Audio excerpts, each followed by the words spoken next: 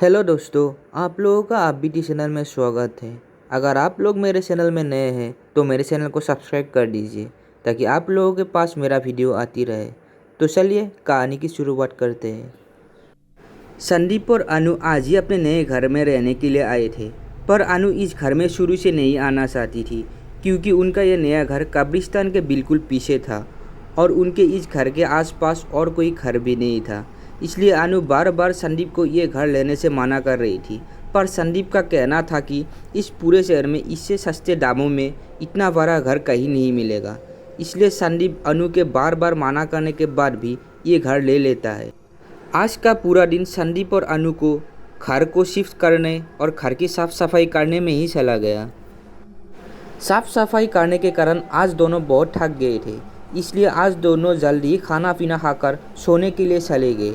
आज बहुत ज़्यादा थके होने के कारण दोनों की नींद भी जल्दी आ जाती है, पर अभी दोनों सोते हुए लगभग 2 घंटे ही हुए होंगे तभी अनु की एक आवाज़ से नींद खुल जाती है और वो आवाज़ किसी के रोने की थी और उसी आवाज़ के कारण अनु की आँख खुली तो अनु ने तुरंत उठकर संदीप की तरफ देखा, पर संदीप तो सोया हुआ था।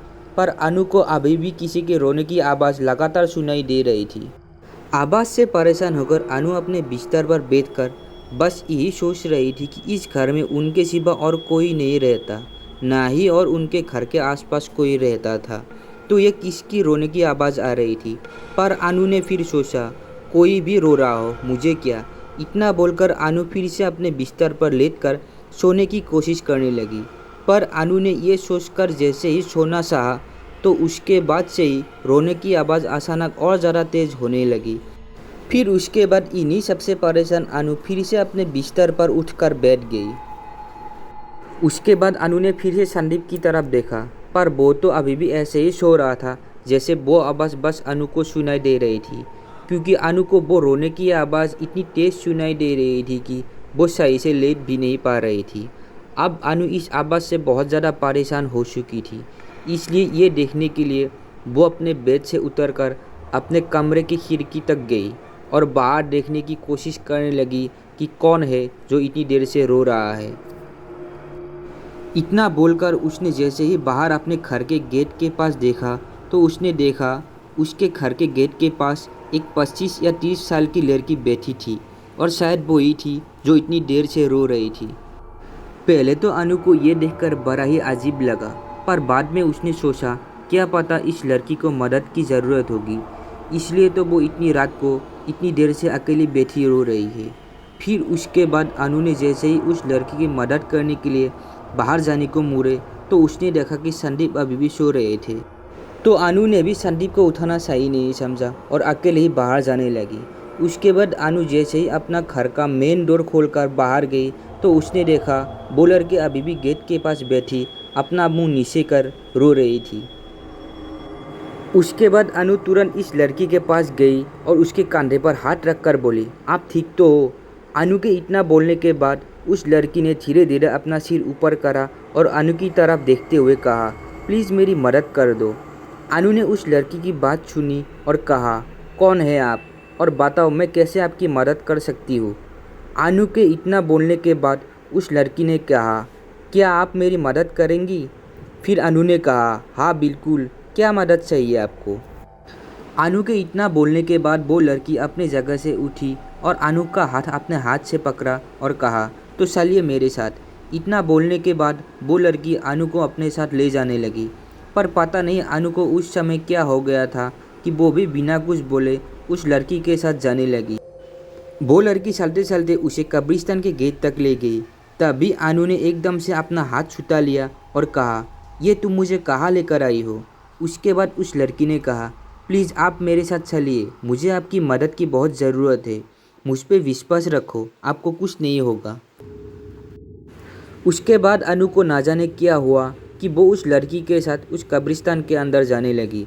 वो लड़की थोड़ी ही आगे जाकर रुक गई और अपने हाथ से इशारा करते हुए बोली, देखो वो मेरी कब्र है, मेरी कल ही मौत हुई थी और मुझे आज ही यहाँ पर लाया गया, पर कुछ लालची लोगों ने मेरी सोने की अंगूठी के लिए मेरी कब्र को खोद दिया, पर उन्होंने उसे सही से बंद नहीं करा। प्लीज़ आप मेरी कब्र पर मिट्टी डाल दो। अनु को कुछ भी समझ में नहीं आ रहा था कि वो सच है या कोई सपना, क्योंकि उसे एक मरी हुई लड़की ने अपनी कब्र पर मिट्टी डालने को कह रही थी। पर फिर भी अनु ने थोड़ी हिम्मत करी और उस लड़की की कब्र पर मिट्टी डालकर जैसे ही खड़ी हुई तो उसने देखा कि अब वो लड़की वहाँ नहीं थी। अनु को अभी भी विश्वास नहीं हो रहा था कि जो भी उसने देखा क्या वो सच था या फिर एक सपना था। उसके बाद अनु तुरंत पीछे मुड़ी और सीधा भागते हुए अपने घर में जाकर रुकी। तो दोस्तों ये थी हमारी पहली कहानी।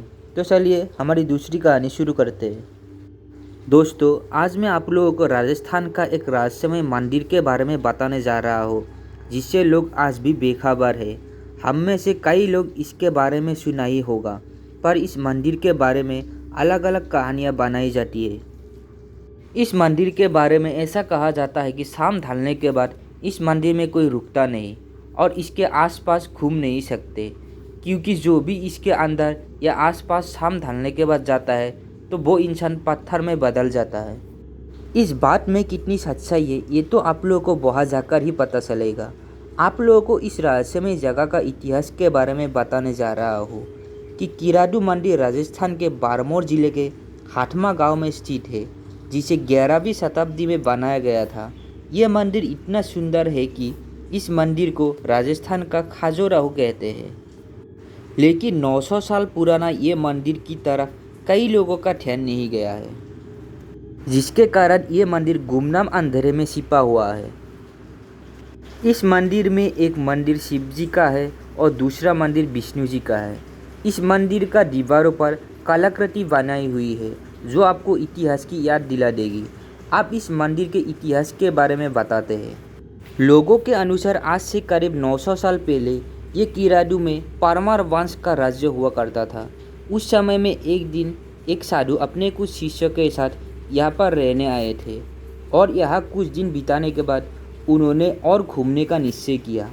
एक दिन वो शिष्य को बिना बताए रात को कहीं निकल पड़े। उनके जाने के कुछ दिन बाद सारे शिष्य बीमार हो गए और उन्होंने गांव वालों से मदद मांगी, तो गांव वालों ने उनकी कोई मदद नहीं की। केवल एक कुमारिन ने निस्वार्थ भाव से उनकी सेवा की जिससे उनका स्वास्थ्य ठीक हो जाए। साधु घूमने के बाद उसी जगह पर पहुँचे तो उन्होंने अपने शिष्य को कमज़ोर हालत में देखकर बहुत गुस्सा हो गए। उन्होंने सारे गांव वालों से कहा कि जिस जगह पर इंसान इंसान की मदद नहीं करता तो उनको जीने का क्या हक है, और तभी उन्होंने पूरे गांव वालों को पत्थर बनने का श्राप दे दिया। शिष्य की सेवा करने वाली कुमारिन को इससे अछूते रखा और शाम ढलने के बाद उसे यहाँ से बिना पीछे मुड़े गांव से निकल जाने को बोला। लेकिन उस महिला ने गलती से पीछे देख लिया और वो भी पत्थर की मूर्ति बन गई। नज़दीक गांव वालों के पास आज भी उस कुमारिन की मूर्ति है, इसलिए प्राचीन समय में लोग हमेशा साधु महात्माओं को खुश रखते थे। इस श्राप के बाद कोई भी उस मंदिर में शाम ढलने के बाद नहीं जाता है। तो दोस्तों हमारी आज की दोनों कहानियाँ कैसी लगी कमेंट में ज़रूर बताना। अगर आपके पास भी ऐसी कोई कहानियाँ हैं जो शेयर करना चाहते हैं, डिस्क्रिप्शन बॉक्स पे मेरा ईमेल आईडी है तो उस पर शेयर कर सकते हैं।